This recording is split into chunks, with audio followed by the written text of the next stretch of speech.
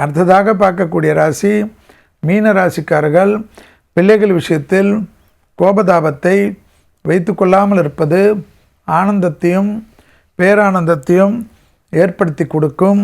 கண்டிப்பாக சனி பகவான் ஜென்மத்தில் இருப்பதும் குருவின் பார்வைக்குள்ளாக நீங்கள் வந்துவிட்டீர்கள் என்பதனால் எல்லா விதமான நன்மைகளும் தொழில் ரீதியாக தாய் வழி உறவு, தந்தை வழி உறவு, சுபவிரிய பிராப்தம், லாபம், அனுகூலங்கள், நீங்கள் இருக்கக்கூடிய வீட்டில் நிறைய நல்ல விஷயங்கள் காணப்பட்டாலும் குலதெய்வத்தை மானசீகமாக பிரார்த்தனை செய்து கொள்வதும், விநாயகருக்கு அருகம்புல் கொடுப்பதும், நல்லெண்ணெயில் விநாயகர் கோயிலில் தீபம் ஏற்றுவதும் விசேஷமான பரிகாரமாக காணப்படுகிறது.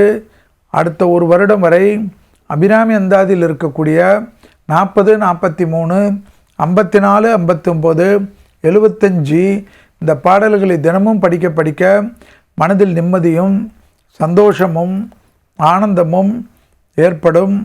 இழுபறியாக இருந்த பலவிதமான சங்கடங்கள் பரிபூர்ண நிவர்த்தி ஏற்படுவது கண்கூடாக பார்க்கக்கூடிய நல்ல காலகட்டம்.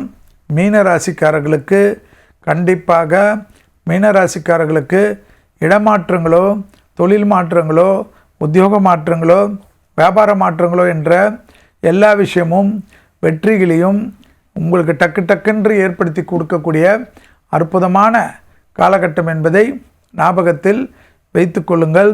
உடற்பயிற்சி மிக முக்கியம்.